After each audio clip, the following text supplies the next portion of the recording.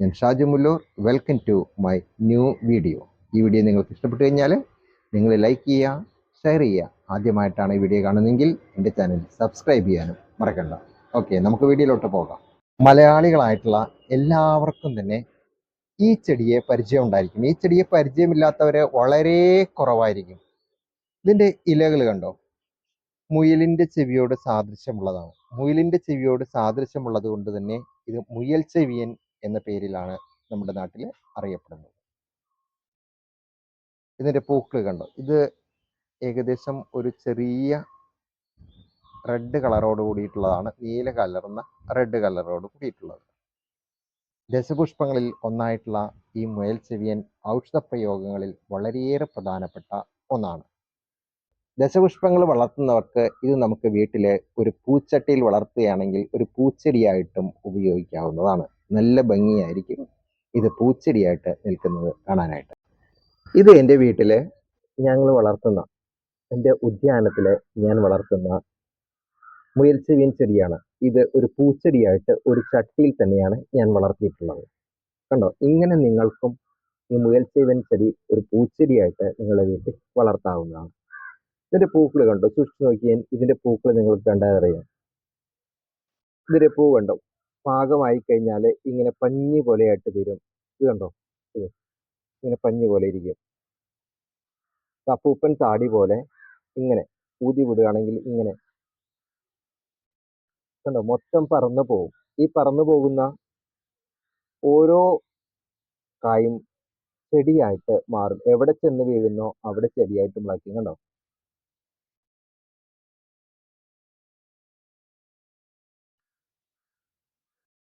മുയൽ ചെവിയന് മറ്റു ചെടികൾക്കെന്ന പോലെ പല ഭാഷകളിൽ പല പേരുകളാണുള്ളത്. എമിലിയ സോഞ്ചിഫോളിയ എന്ന ശാസ്ത്രനാമമുള്ള ഇതിന് സംസ്കൃതത്തിൽ സരസ്വതി എന്നും ദ്രവന്തി എന്നും പേരുണ്ട്. കന്നഡയിൽ മുളച്ചേരി കായി, തെലുങ്കിൽ ഏറ്റ തങ്കേടു, ഹിന്ദിയിൽ കിരാങ്കരി, ഹിരൺപുരി, ഇംഗ്ലീഷിൽ ലിലാക്കിട്ട, സെൽഫ്ലവർ എന്നീ പേരുകളിൽ അറിയപ്പെടുന്ന മുയൽ ചെവിയനെ മലയാളത്തിൽ ഉരച്ചുഴിയൻ, ഒറ്റച്ചെവിയൻ, എഴുത്താണിപ്പച്ച, നാരായണ പച്ച എന്നൊക്കെ വിളിക്കാറുണ്ട്. ഏകദേശം 50 സെന്റിമീറ്റർ മുതൽ ഒരു 90 സെന്റിമീറ്റർ ഉയരത്തിൽ വരെ വളരുന്ന മുയൽ ചെവിയൻ ചെടികളിൽ ആൺപൂക്കളും പെൺപൂക്കളും വെവ്വേറെ ചെടികളിലാണ് കാണപ്പെടുന്നത്. കായ്കളിൽ ധാരാളം വിത്തുകളുണ്ട്. വിത്തുകളിൽ കാണുന്ന ചെറിയ നൂലിഴകൾ പോലുള്ള രോമങ്ങൾ കാറ്റ് മുഖേനയുള്ള വിത്ത് വിതരണത്തെ സഹായിക്കുന്നു. പാഴ്ചെടിയായി വളരുന്ന ഇത് കേരളത്തിൽ എല്ലായിടത്തും കാണാം. ഇവയുടെ ജലകുടം ചുവപ്പ് നിറത്തിലുള്ളതും ചുവപ്പ് കലർന്ന നീല നിറത്തിലുള്ളതും ഉണ്ട്. ടോൺസിലൈറ്റിസ് അടക്കമുള്ള എല്ലാ തൊണ്ടരോഗങ്ങൾക്കും ശിരോരോഗങ്ങൾക്കും ഇത് പരക്കെ ഉപയോഗിക്കപ്പെടുന്നു. ശിരോരോഗങ്ങൾക്ക് എണ്ണ കാച്ച് ഉപയോഗിക്കാം. സമൂലം അരിച്ചെടുത്ത് തൊണ്ടയുടെ പുറത്ത് പുരട്ടിയാൽ അല്ലെങ്കിൽ തേച്ചു പിടിപ്പിച്ചാൽ തൊണ്ടവേദന മാറുന്നതാണ്. മുയൽ ചെവിയനിട്ട് വെള്ളം തിളപ്പിച്ച് കഴിച്ചാൽ ശരീരവേദനകൾ പൂർണ്ണമായും മാറിക്കിട്ടും. സമൂലമെടുത്ത് ജീരകം ചേർത്ത് തിളപ്പിച്ച് കഴിച്ചാൽ പനി മാറും. ഇത് മലമ്പനിക്കും നല്ലതാണ്. ഇടിച്ചു പിഴിഞ്ഞ നീര് കഴിക്കുന്നത് ദഹനേന്ദ്രിയ വ്യവസ്ഥയെ ഉത്തേജിപ്പിക്കുന്നതുകൊണ്ട് അർസസ്, രക്താർസസ് എന്നിവ മാറുന്നതാണ്. ഇതിൻ്റെ നീര് കഴിക്കുന്നതിലൂടെ അതിസാരം മാറിക്കിട്ടും. ഇത് അരച്ച് പിഴിഞ്ഞെടുത്ത് അരിച്ച് 2 തുള്ളി വീതം ഇരുകണ്ണുകളിലും എത്തിക്കുന്നു. രക്തരോഗങ്ങൾ മാറുന്നുണ്ട്. കണ്ണുകൾക്ക് കുളിർമ നൽകുന്നതിന് സഹായിക്കുന്നു. ഇങ്ങനെ ചെയ്യുന്നതിലൂടെ കൺവീക്കം, കൺകുരു, ചൂടുകുരു, ചെങ്കണ്ണ് എന്നിവ മാറിക്കിട്ടും. കാലിൽ പുള്ളുകൊണ്ടാൽ മുയൽ ചെവിയൻ സമൂലം വെള്ളം തൊടാതെ അരച്ചിട്ടാൽ പുള്ളു താനെ ഇറങ്ങി വരും. ചതച്ചു പിഴിഞ്ഞ് നീരെടുത്ത് രാസ്താദി ചൂർണം ചേർത്ത് നെറുകിയിൽ തളം പിടിച്ചാൽ തലവേദന, കഴുത്തുവേദന, പിടലിവേദന എന്നിവ മാറും.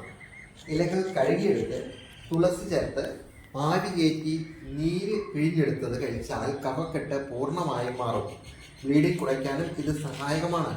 ഇരട്ടി മധുരം, മഞ്ഞൾ എന്നിവ ചേർത്ത് വെളിച്ചെണ്ണ കാച്ചി പുരട്ടിയാൽ ഏതു വ്രണവും മാറിക്കിട്ടും. സമം മുയൽ ചെവിയനും ചുവന്നുള്ളിയും അരച്ചു പിഴിഞ്ഞ് നീരെടുത്ത് കഴിച്ചാൽ വിരശല്യം മാറുന്നതാണ്. മുയൽ ചെവിയനിൽ അടങ്ങിയിരിക്കുന്ന ഫോസ്ഫറസ്, കാൽഷ്യം എന്നിവ എല്ലുകൾക്കും പല്ലുകൾക്കും ബലം നൽകും. മുയൽ ചെവിയൻ മുഴുവെണ്ണയിലെ ഒരു പ്രധാന ചേരുവയാണ്.